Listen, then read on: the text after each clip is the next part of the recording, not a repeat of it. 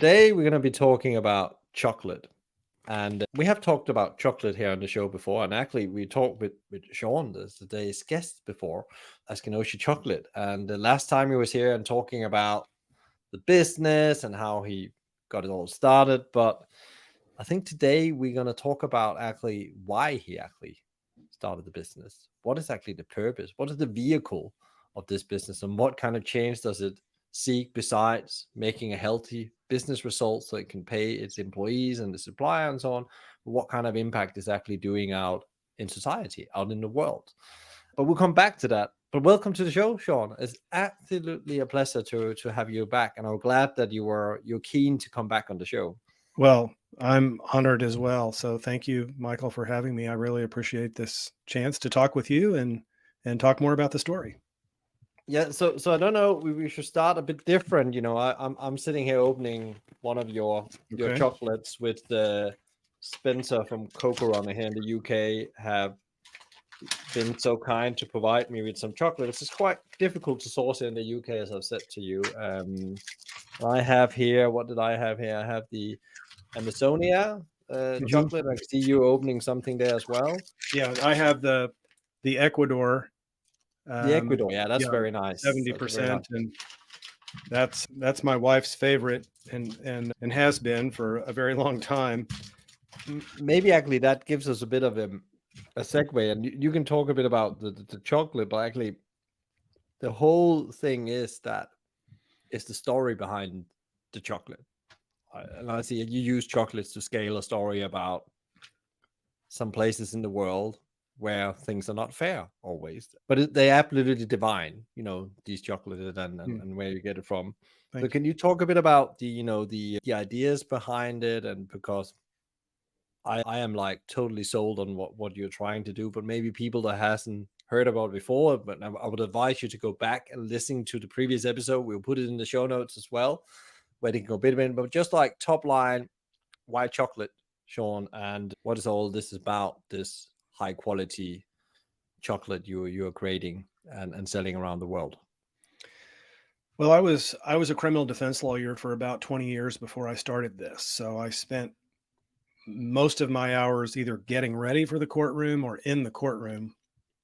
And I specialized in really serious felony cases. And, um, I was ready for a change. I'm sure many of your viewers and listeners can relate to having worked in a career and been really drawn to it and felt as though that was their calling. And then they were ready for something else. And that's what it was for me. I was ready to do something else. I just didn't know what it was going to be. I didn't have any hobbies. I had no dream of doing something else. I just knew that I had to do something else. And it took me about 5 years, and I was still practicing law at the time. It took me 5 years to find the thing, to find my next passion, because it needed to be something that was exciting for me and that I could really, dive into deeply and spend another career lifetime working on. And so I settled on chocolate. Why chocolate? I really don't know. I wish I had a perfect answer for that question, but it just is one of those kind of things that one thing led to another. I started grilling, so I started cooking outdoors. Then I started making chocolate desserts. Then I, was baking, and then I thought, and this is before people were doing bean to bar chocolate, so we were one of the first two or three in the United States to do this 17 years ago now. And so I quit my law practice, bought a building, bought equipment, convinced a factory in Ecuador to let me work there for a while because there weren't seminars and online courses that you could take. People were very secretive about it in Europe.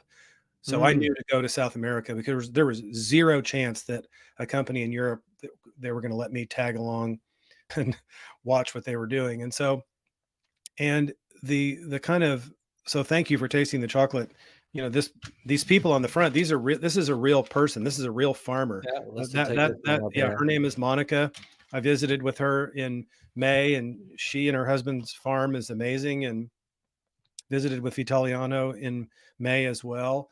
And so that's really what this is all about. What this is about is it's about people. It's about relationships, and it's about farmers.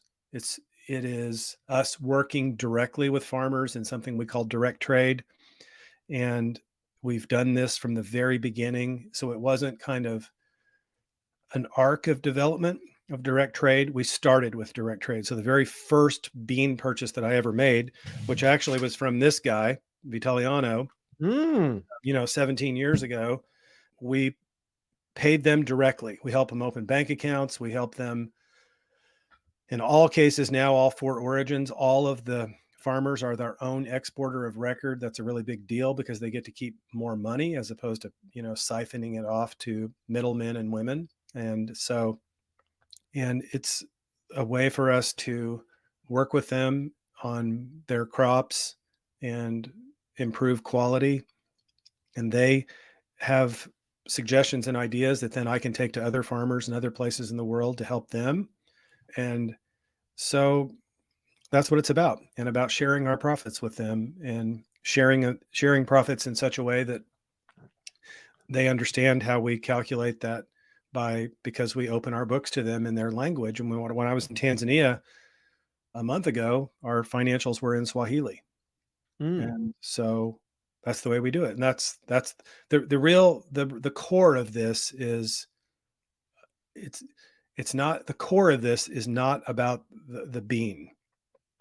It's not about a thing. The core of Mm. this is about people. Mm. And it's very interesting when you start looking on.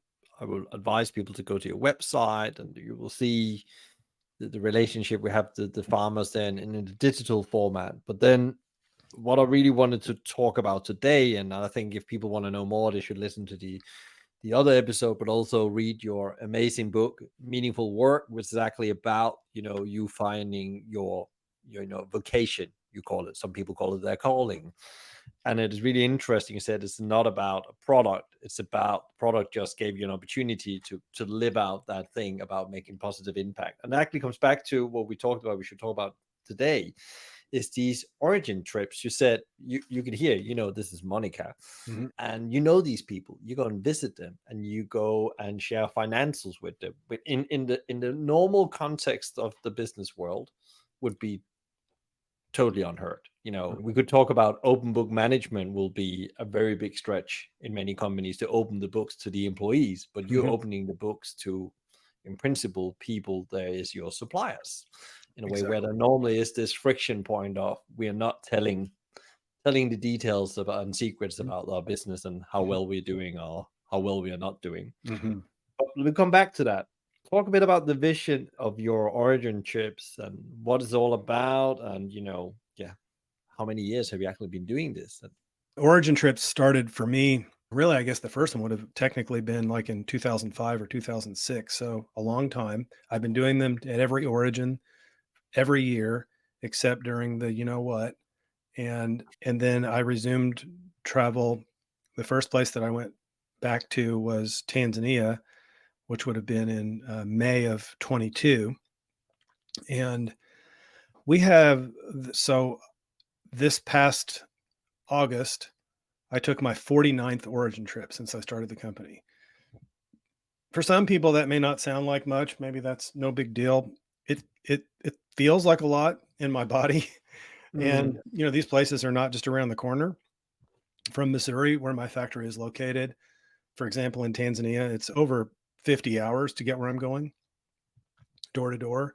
Philippines is over 40 hours. Thankfully, where I'm going in South America, it's a little bit closer. But these are trips that I have to really plan for. Not all the time, but most of the time I travel alone and I never check luggage. So there's a lot of planning that goes into this, not because of what I'm going to wear, what I'm going to take, but because I'm bringing gifts to the farmers and I'm bringing things that we've made for them. I'm bringing certificates to share awards that we've won for our chocolate with the farmers, because without their cocoa beans and without their harvest and struggle, we wouldn't win awards for our chocolate. So I've a lot of intention and planning goes into these trips.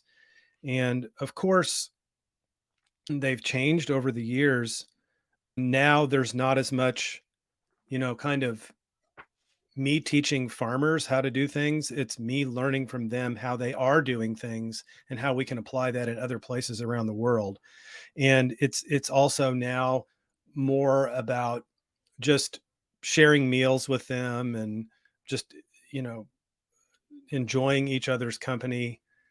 And in the case of Tanzania and the Philippines, it's about it's about community development and partnership and community development. And by that I mean, when when I was in the Philippines in January, we started our sixth school lunch program where we're feeding children who are malnourished. And in this case, it was a kindergarten, and it just kind of came up, but it came up during that trip. If I hadn't been traveling there, I wouldn't have known about it. I wouldn't have known about these little kindergartners that weren't getting enough food. Mm. So I think that, yeah, that kind of answers the question. I hope, that's really what this is about. Yeah. Yeah. And then when we were reconnecting, and I think actually we reconnected because I asked you to send me a question to ask Ari in an interview, and then you were very kind to share your travel log of your trip to Tanzania, Mhm. where you didn't go alone this time. And Right. I think that's really interesting. And there's lots, and we're going to talk a bit about what happened on that trip to maybe make it a bit more practical. What exactly you are doing on these trips, and how is that actually changing the local communities where the farmers live in. Mhm. So you took some students with you this Mhm. time, Yeah. a group of select students. Talk a bit about why you did that, and what was the vision of taking students from Missouri to Tanzania. Well, thanks for asking about this. We've done this program now for 13 years. We started our first one taking students from Missouri to Tanzania in 2010 as part of our Chocolate University program, where we engage young people around our neighborhood and in our community about our business. So we engage them, and the idea is to inspire them that small business can be a force for good in the world, and secondly, that there's a world beyond their own. And so this is a really this we have an elementary school program, middle school program, summer school program, all. And I should mention, as a side note, we only have 20 full-time employees in the company, and we have one part-time executive director for our foundation, the Chocolate University Foundation. So there's a lot of plates spinning with few people managing it all. But back to the Chocolate University. So it's competitive. People apply to be part of this program, juniors and seniors in high school. So these are 17, 18-year-old students, and they go through an interview process. They have a registration fee, which is $500 if they're selected. And then we pay the rest, which is not a small amount of money. It's almost $6,000 per student to be part of this program. And we raise that money from donors. And so this is, I would say, for me, maybe the most gratifying part of my business. And taking these students is an opportunity to just stand back and watch heart transformation in a way that it's like I'm I'm essentially giving myself a front row seat to observe this transformation, not in every student, but in many students who think that they're, these are very high achieving students who, have really great grades, and they're involved in all these extracurricular activities. And some of them have never traveled, some have never even been on a plane. And but some of them may want to go into business, some to be doctors or lawyers or whatever. But it we can't really prepare them for just how deeply this experience will move them. And for me, it's just more than anything for me to set the stage and then stand back and watch. And then I keep in touch with the students. I'm still in touch with a student that I talk to every time I'm in Austin, where we are frequently, who traveled with me in 2012. Now he's an executive, a senior executive with TikTok. And, so I'm still in touch with students from 2010.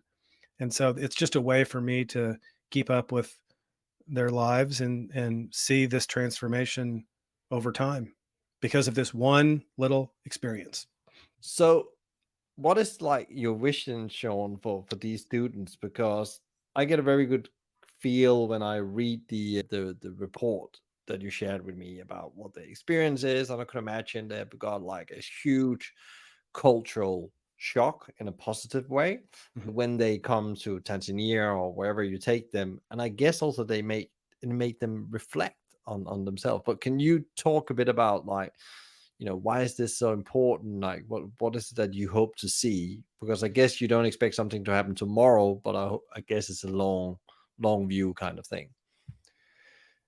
The the hope is that the students who have this opportunity will use this as a catalyst. So that's really, in a nutshell, the best word that describes the hope that we have for the students who participate in this program is that the experience will be catalytic to their personal and professional lives and just who they are as humans and how they interact with the world around them, both, just in their families and neighborhoods and in the wider world. And over time and over 13 years, I've seen it. I've seen it happen. And we have students who say, 10, 12 years later that this experience still impacts their lives and informs their career and choices that they made for school. And so that's what we're hoping for. That's and it's happening. Now, some would say, well, gosh, that's a pretty small scale. I mean, you've probably only, I think we've taken maybe under 100 students on this trip over these years, so maybe around 100 or 90 or so.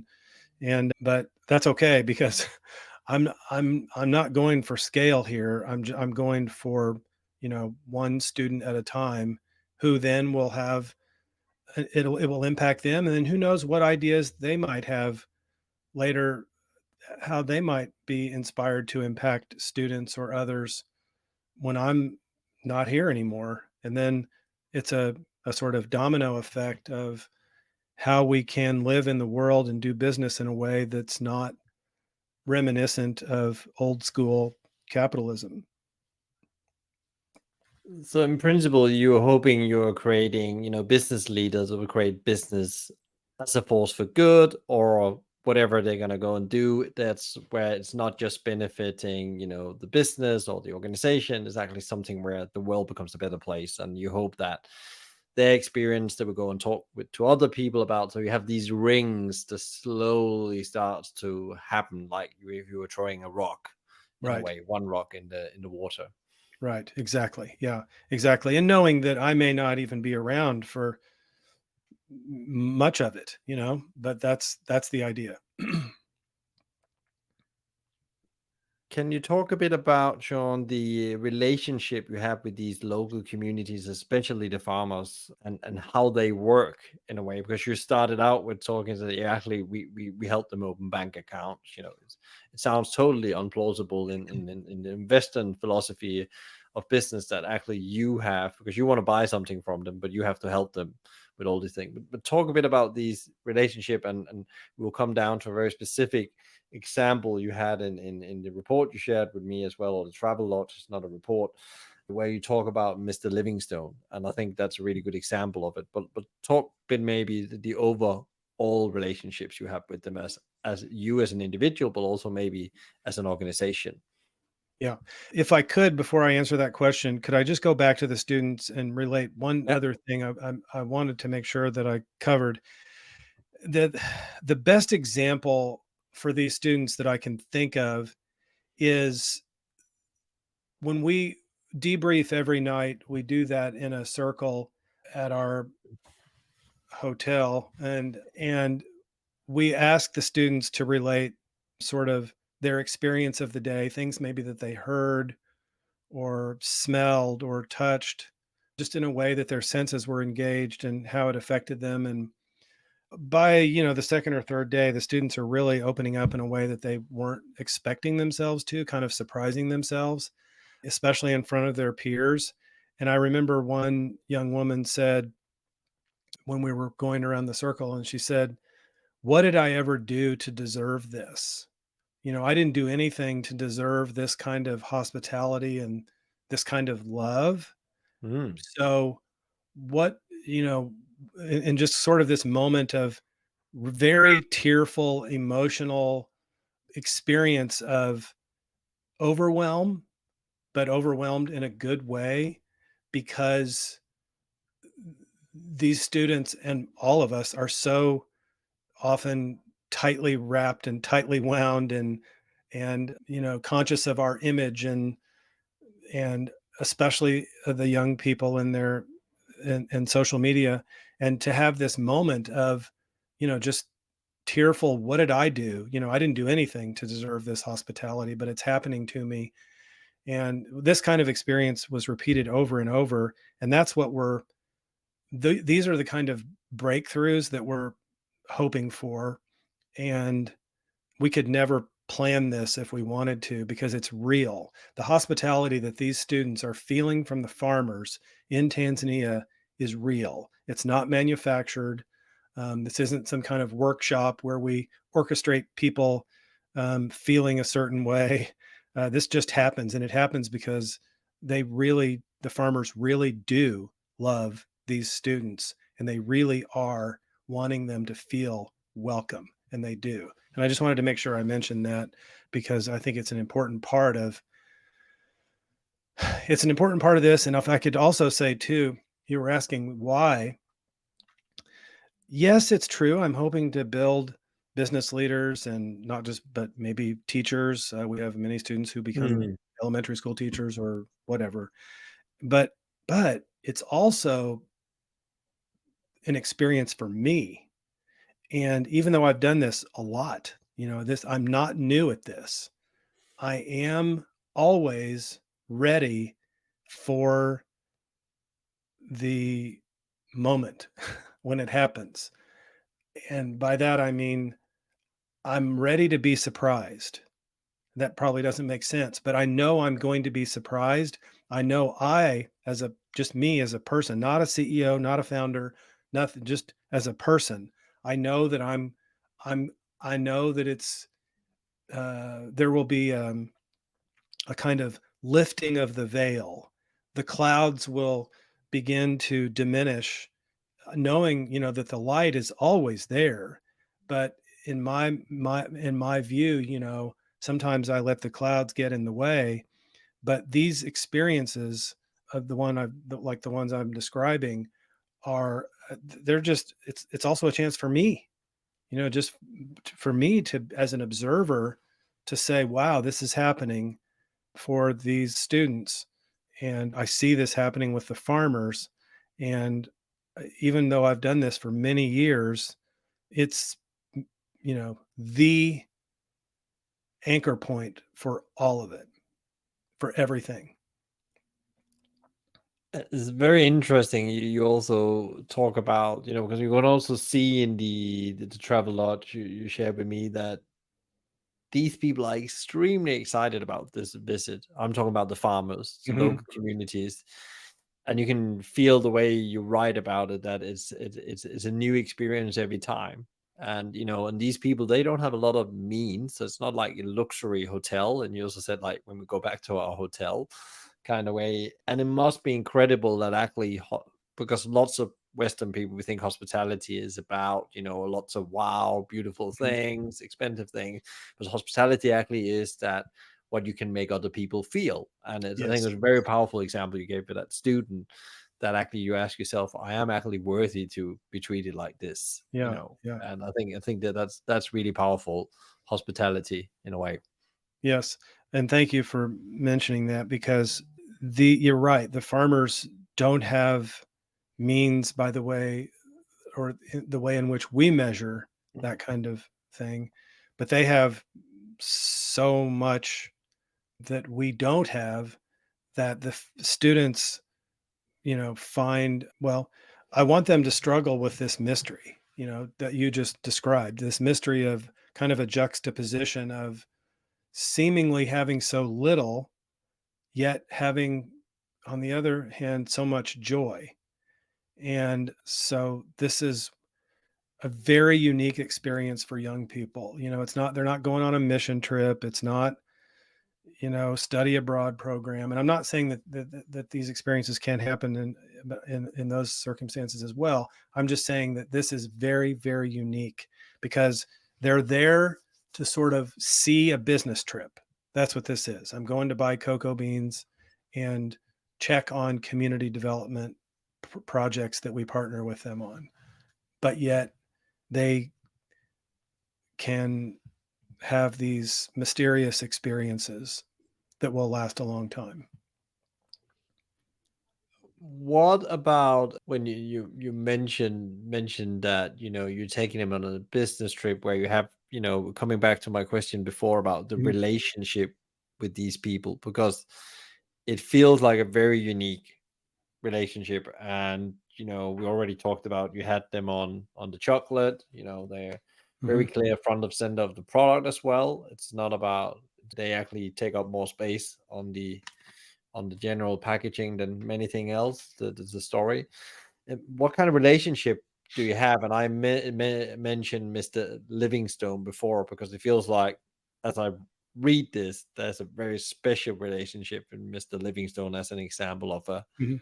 a farmer you build a relationship with over the years, or your business Yeah. have. Yeah. Mr. Livingston is an elder in the village, and his wife is Mama Impoki, and she is the leader of the cooperative Hmm. and has been for many years.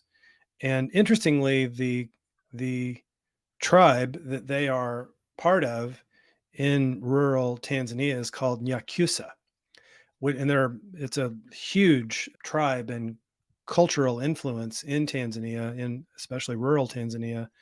And so they have their own language, and it is a matrilineal culture.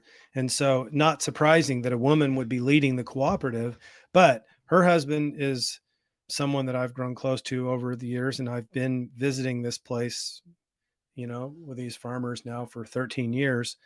And one time when we were getting ready to come back to Missouri, we always have a big celebration with the farmers on the beach of Lake Nyasa or Lake Malawi, depending on which country you're in. 'Cause it's a huge lake in Mhm. Africa, and Yeah. it's where we stay, and it's 5 minutes from the farms.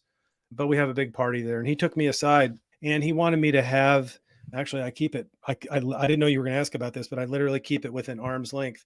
But he wanted me to have this bracelet Hmm. that was given to him by his father, which was given to him by his father. So this was his grandfather's bracelet, Wow. and probably his most treasured possession. And he wanted me to have it as a symbol of our friendship.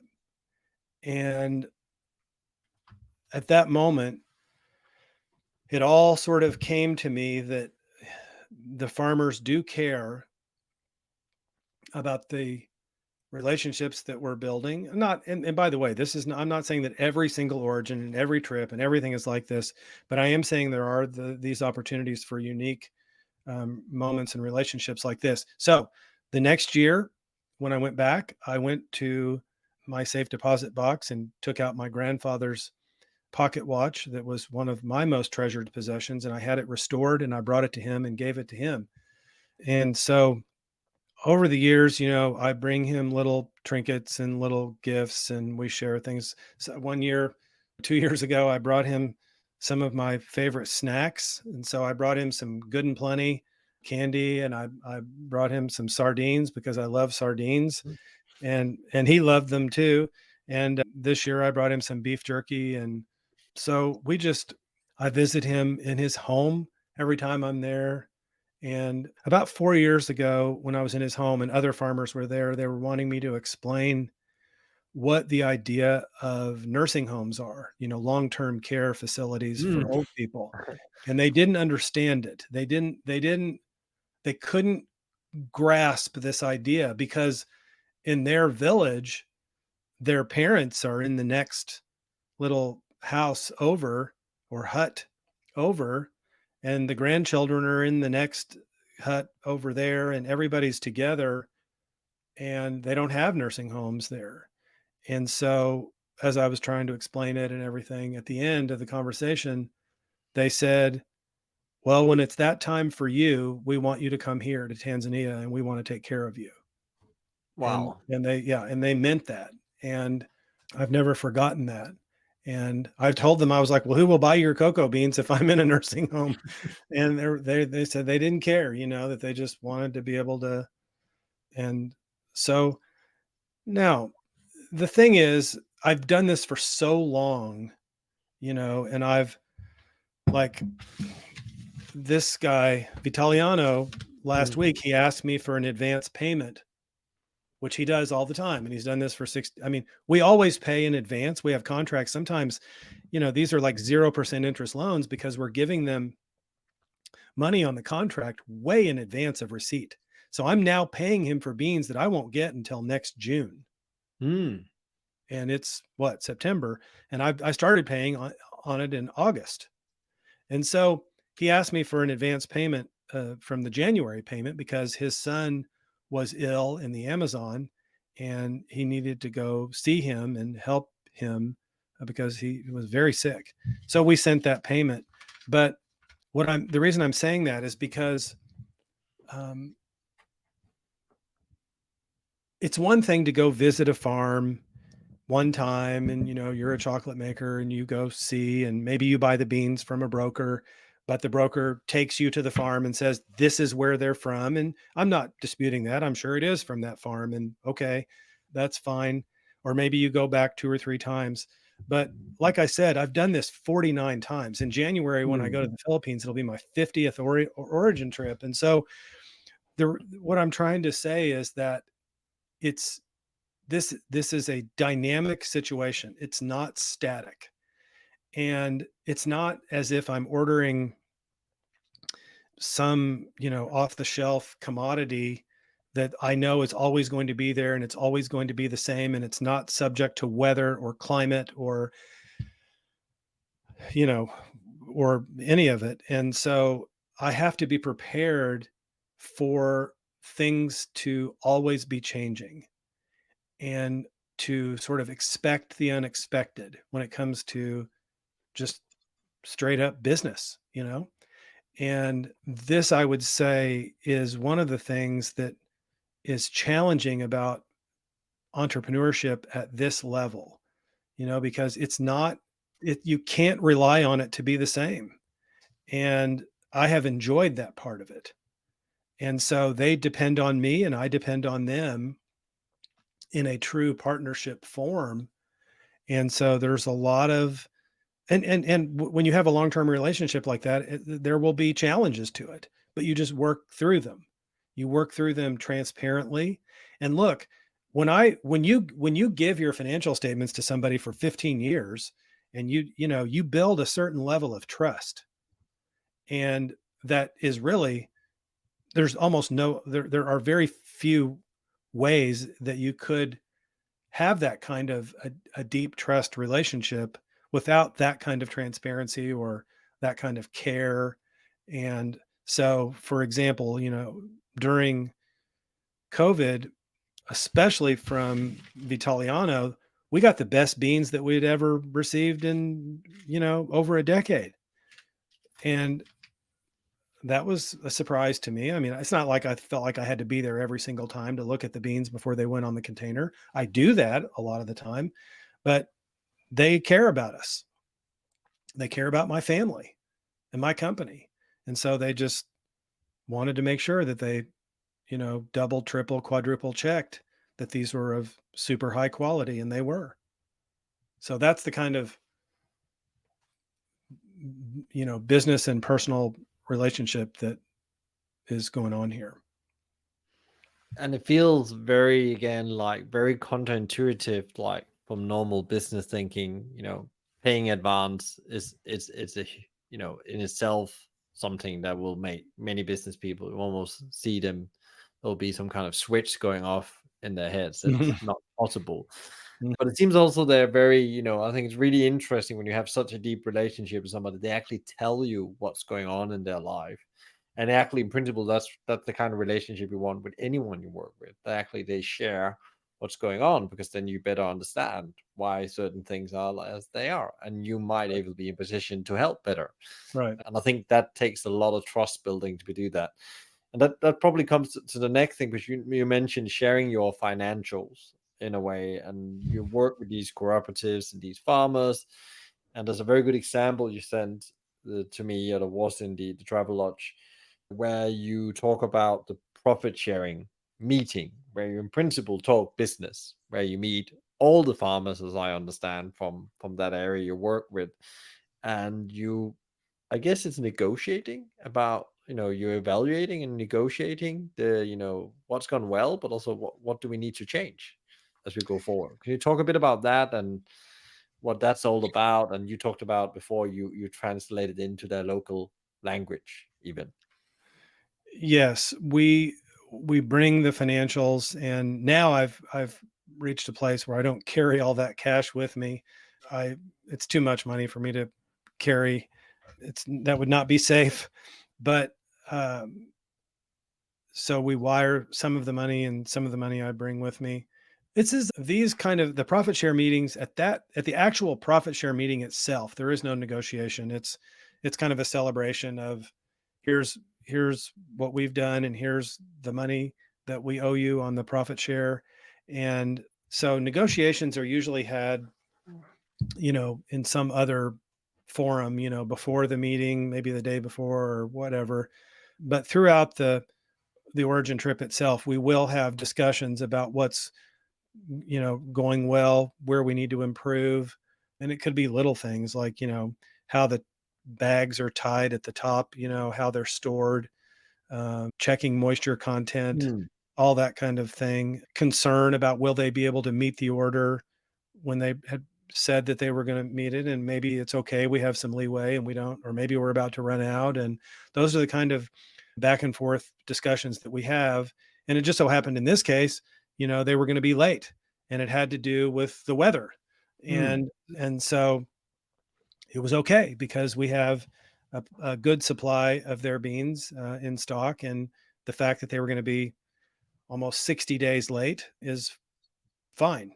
And so, but those actual discussions are just kind of ongoing during the origin trip itself. But for the profit share meeting, it's really a celebration. And then of course, usually it's preceded by a chocolate tasting. And so Hmm. we bring chocolate. So like I was saying, like when I'm going by myself and all I have is one, carry on, I mean, I'm bringing chocolate and gifts and all that kind of stuff. And so we bring chocolate from that's made from their beans so they can taste it, and we bring different chocolate that we make with their beans. We also bring chocolate from other origins so they can kind of compare and contrast and see, you know, and of course, uniformly they prefer their chocolate over the other origin. But it's a fun experience. And now years and years of tasting chocolate, they enjoy it. It's a fun part of the process. And of course, there's also a quality aspect to it because, I mean, I want them to know what the finished product is Hmm. hopefully going to taste like. And so it's not uncommon for me to roast beans over an open fire, a campfire, which I did when I was there in August, just to unlock the kind of aroma of the cocoa bean at that stage and taste, the beans, which will give us some indication of what the chocolate will taste like. So yeah, we're doing all of that while we're there. And I wanted to, because like many people said, what is this profit sharing about? Like, if you have to visualize, in some few words what exactly means, and I guess you can also guide people to your website, because again, it's quite unheard. You have your financials in principle on the website. You can go and see what each farmer is paid and Mhm. what you have bought from them over the years. You're going back. Can you talk a little bit about that? And then of course we'll in the show notes we will guide people to the place where to look on the website. But again, a bit more so that people get a bit of a visual of what's actually shared. Thank you. On the website, people can go to the transparency report, which is audited every year, and Mm. it's not a fancy graphic or anything. It's a spreadsheet. People can look Mm. and draw their own conclusions, and we list what we pay farmers, and what the world market price is, and what the fair trade price is. And even though I don't believe in fair trade, but it's still a benchmark. And so What it looks like is they're around in a group, and in this case in Tanzania, there's 40 plus farmers there, and they receive a copy of our consolidated financials in Swahili, and then we go over it line by line, what those lines mean and what those numbers mean. And then there is a kind of calculation, if you will, to what the profit share amount is for that year. And then we hand over that money to them. And it's important that this is a very important um, part of the process, because especially in a cooperative, even a small one like that, they have leadership. And it's important that this be done publicly, because we are not paternalistic in the standpoint of saying that this is what they should do with the money. They can do whatever they want with the money. And we've always been that way. We don't say you need to distribute it among your members, you need to keep it, you need to reinvest. It's totally up to them what they do with it. And but it's important that it be done publicly, so there's never any question what the amount was, that it was all received. So I don't take any of that for granted. And we these profit share meetings, for the most part, have not changed in 17 years. And it's so I don't take any of it for granted, and I don't take shortcuts, because I know, I've learned that to just don't take stuff for granted. Any of it. Don't take the relationship for granted. Don't think that it's all going to work out. It's all going to be fine. You're paying them a lot of money.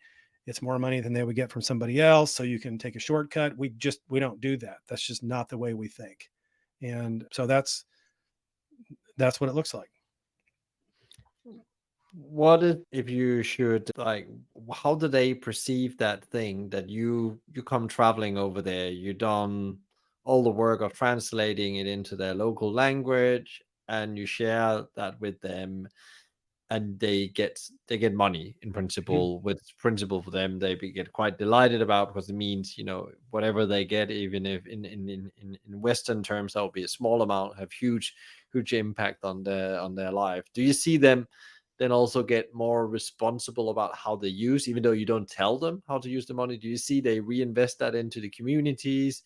Do they do things for their families they would normally not have done?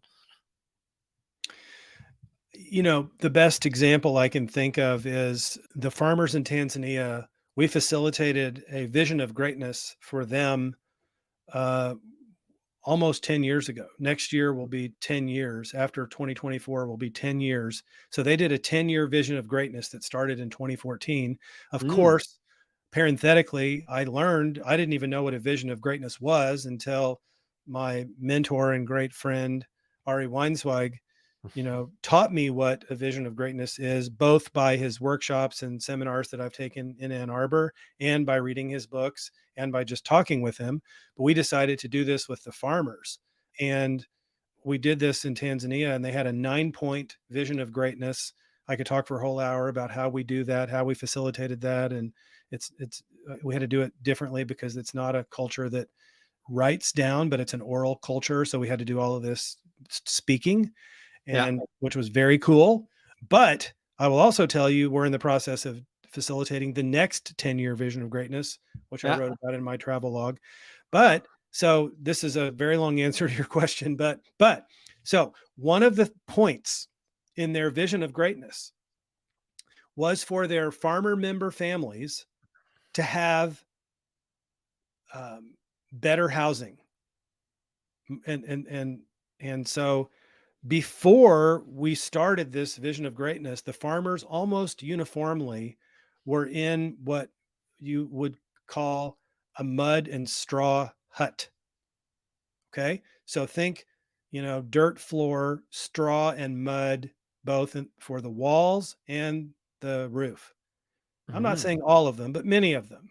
yeah, And one of the things that they are most proud of in the last 10 years is that all of their farmers now have roofs that are real, not mud and straw, and walls that are not mud and straw. And so they celebrate this idea that that over the last 10 years they've been able to accomplish this for the farmer families that are part of this cooperative, and they credit the business relationship they have with us and the profit sharing for them to be able to accomplish that. And, I don't go around saying that our little company of 20 people is changing the world. And I'm not so foolish to think, I mean, we don't even move the needle. I mean, we buy whatever, 40 ish metric tons of cocoa beans a year, 40 tons. And this isn't moving the needle, but it is for these people, for this small group of people on the planet, it is. And for one or two other farmers or a handful of other farmers in these other countries, yeah, it's moving the needle for them. And so that I can say, but the best example I can think of in answer to your question is that now these farmers have better homes and a roof that will protect them and their families from weather and other calamities. So that's one example of what they're doing with the money. And that's incredible, transformation. Actually, and that connects really well to something else. You mentioned Ari and the vision work, and you've done some incredible work with the structure around visioning a better world or a better future for the individuals, and actually having these long-term vision statements. Can you talk a bit about that work you also have brought into these communities, not only in Tanzania, but everywhere you go, and maybe bring in some of the incredible work that's done around students here as well in these communities? In 2012, we formally founded and started funding and managing a program called Empowered Girls in Tanzania. It's an after school program to teach girls that life skills and that they are worth something, that they are not property, that they can say no, and that they can further their education. And we founded it based on a sister or affiliate organization in the northern part of the country, also Empowered Girls. And then 4 years later, we started Enlightened Boys because there was no reason that the girls should have a program and the boys shouldn't have a program to understand why it's important to have a girls program. And so now, all these years later, we've had close to 9,000 young people graduate from this after school program that we staff with teachers, volunteer teachers that we pay. So I guess that would not make them volunteers, but they pay. We give them a stipend, and then we have a young woman that lives in the village. She's Tanzanian, also a graduate of Empowered Girls, who's lived there I think now 7 years. And so we've had over 6,000 of these young people write their own 3-year vision of greatness. This Wow. all started because of Ari, and we were there. We had already facilitated the farmer vision. And then the following year, Lauren, my daughter, who is our chief marketing officer and co-author in the book with me that you showed a moment ago, and a co-owner in the company, we were there, and they wanted us to go into a middle school and start the visioning process in a middle school classroom. And I was very intimidated by that because I I I had never even facilitated a vision for middle school in the United States or anywhere, let alone rural Tanzania. And so I called Ari from Tanzania and asked him what I should do. That I was kind of freaked out by it. That doesn't happen to me very often.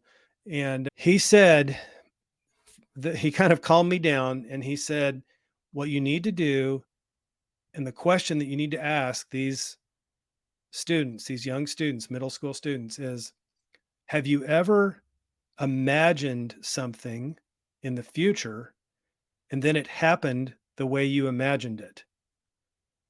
And I was like, okay, I can do that. That's pretty simple. I can do that. And and so after he sort of coached us through that from a distance, we did it. So the next day we did it. We started with I'll never forget the two young women that volunteered to do this were Upendo and Maria. And Upendo means love in Swahili. And they Mm. both were at the front of the classroom. It was a struggle, to really get this started. It wasn't easy, but they did it, and they answered that question. And that inspired us to then teach our Chocolate University American students how to do this visioning process, sort of a train the trainer. We went back the following year, and our students then trained 400 other middle school students how to write their vision of greatness. And now it's grown to 6,000 young people, more than 6,000, who have written their vision of greatness, to the point that when we were there at the graduation ceremony in August, our students, the American students, were able to see these high school students in Tanzania who had written their own vision of greatness, and they depicted it in pictures on a poster board, and and at the graduation ceremony. And one of them in particular, I remember, who she said that she wanted to be a judge in the future. She wants to be a judge, so be a lawyer and a judge. This is These are students who weren't thinking about tomorrow, and now they're thinking about their futures. And and it's amazing the kind of possibilities that are available if we will allow ourselves not so much to dream, but to contemplate a great future for ourselves and what it looks like in detail. And that's what Ari teaches. And so without Ari, there are, 6,000 young people in rural Tanzania who would not know what it means to have a vision for their future. And so I will be forever grateful to him for that work and for inspiring us to be part of it, and just allowing us to, you know, be part of that process is really quite amazing. And he just says it's an extremely powerful exercise. And actually, the simplification you just gave of that exercise, if you could get every employee that starts in your business out there or the existing one to answer that question, there will something magically will happen. I know that I've seen it myself when you bring people around these questions and work on it. But it is hard in the beginning. It's quite, because suddenly also you have to be quite granular about that future you see in 10 years time, 20 years time, 30 years time. And then you go on Singerman's website and read more about visioning and stuff like that. There's lots of it, and Ari has also been on the show listening to that. We'll put that in the show notes as well, talking about how actually this is actually the way to start everything you do, every project, every day, everything you do. What is the shared vision you're gonna have around this? Because it's going to be much easier to deal with the obstacles and the conflicts on the way when you have a shared Yeah. goal that's Yeah. very detailed described. Yeah, I think that Ari is one of the greatest business leaders in the world today. And I read a lot of business books and about a lot of people, but he inhabits this in a way that he's not just writing about it or, sort of pontificating from on high. He's actually Mm, doing it, and he has yeah. done it.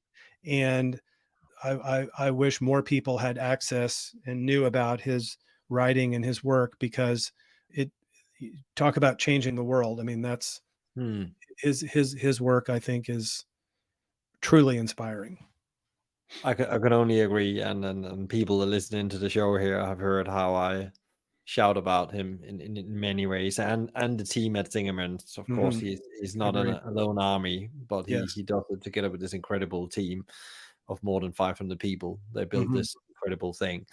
But coming back to you, I just want to have a couple of quick questions before we round up. Like, Hmm. I just want to bring back to, a forefront of people out there, what have this actually, all the things we've been talking about, Sean, what have they actually to do with running a chocolate business? One of the things that we say is it's not about the chocolate, it's about the chocolate. And hopefully your viewers and listeners will, if they've listened to this past hour, won't be confounded by that at all. But if we would have said that in the beginning, they'd be like, "What? That sounds like a Zen, koan or something." And I guess in some ways it is, but so all of this stuff that we've been talking about, vision of greatness for the farmers, and vision of greatness for these young people, and houses and education and feeding children in the Philippines, it has nothing to do with chocolate. Yet, it has everything to do with chocolate. Khalil Gibran, poet, philosopher, said, that I want to make sure I get this right because it's important. If you bake a bread with indifference, you feed but half man's hunger. Mm. And so this is very important because the product that we make or the service that we provide is inseparable from who we are. And that's what that means. You can't. I don't care if you sell tires or insurance or accounting or chocolate bars. You can't separate that resulting product or service from who you are as a person. And so all of these things that we're talking about relate to who we are as a company and the soul of our company, Askinosie Chocolate. So that's why I say, I want this chocolate bar to be the best tasting chocolate bar that you've ever tried. I want it to be of such high quality that you think to yourself, it can't be better tasting than this. There's nothing they could do to have a better crop, a better flavor, better texture. I love it. And I don't want you to buy it because you think, oh, what a cool story. That's nice that he's feeding kids. No, I want you to buy it because it's awesome and you want to share it with your friends because of how awesome it is. And if you are inspired by the story, great. Maybe that will, be just icing on the cake. And I'm just saying that's just who we are. And it goes into this chocolate bar that you make.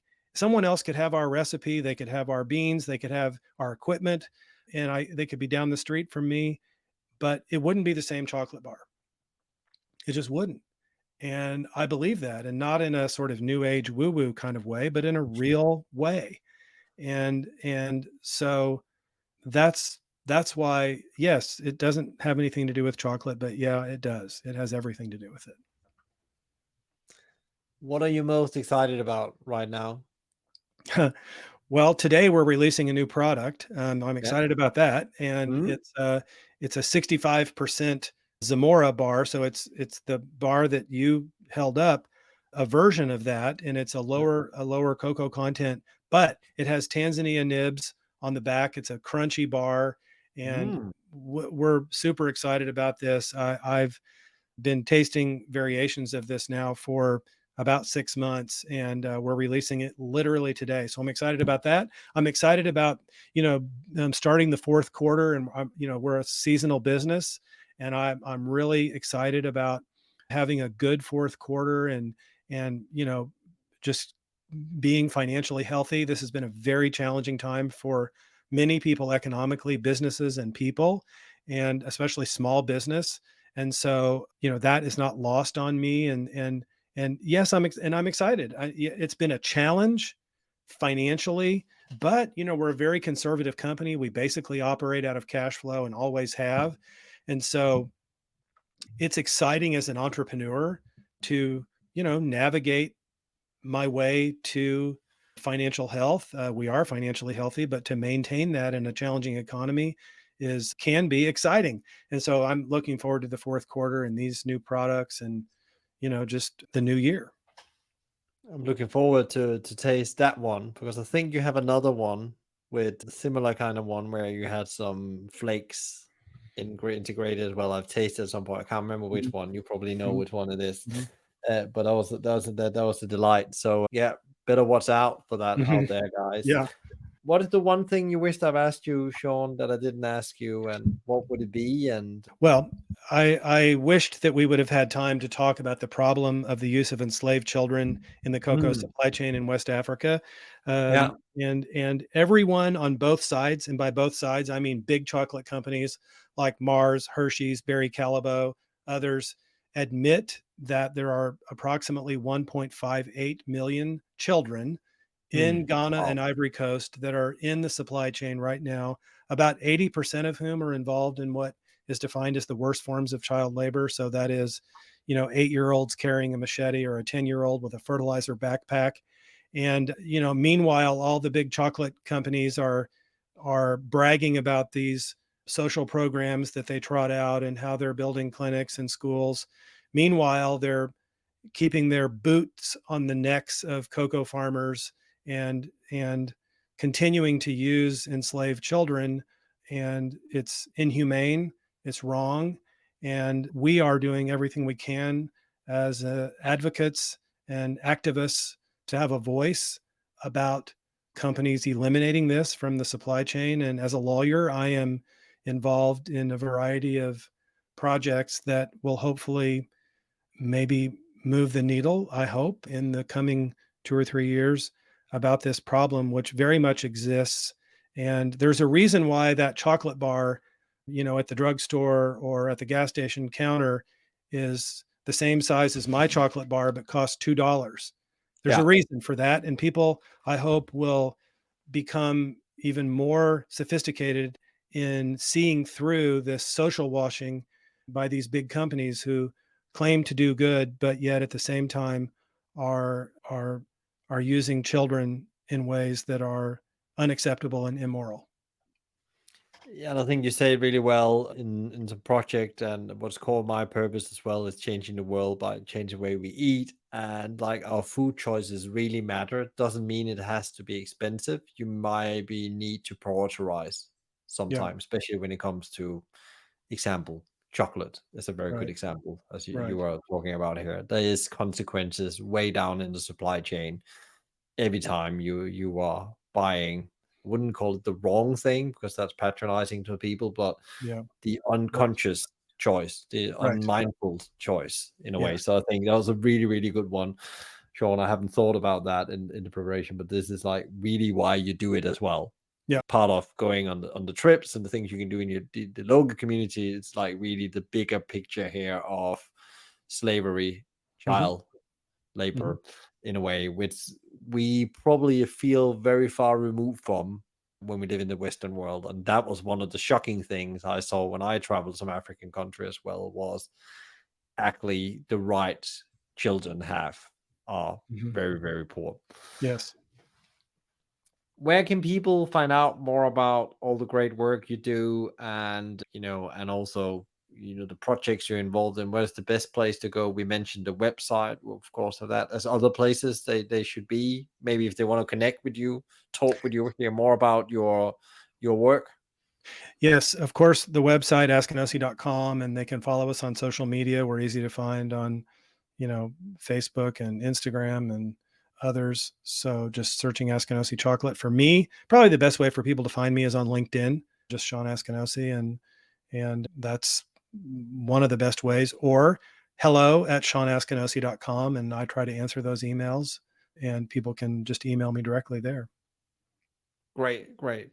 Thank you so much for coming on the show again, Sean. And we send you and the team, the farmers, the communities, all the power and energy you need to get through the fourth quarter, which seems very important, but also for the next coming period. Hmm. Thank you. Thank you for having me, Michael. It's been great talking with you. And thank you for your work. I very much appreciate it. Thank you, Sean.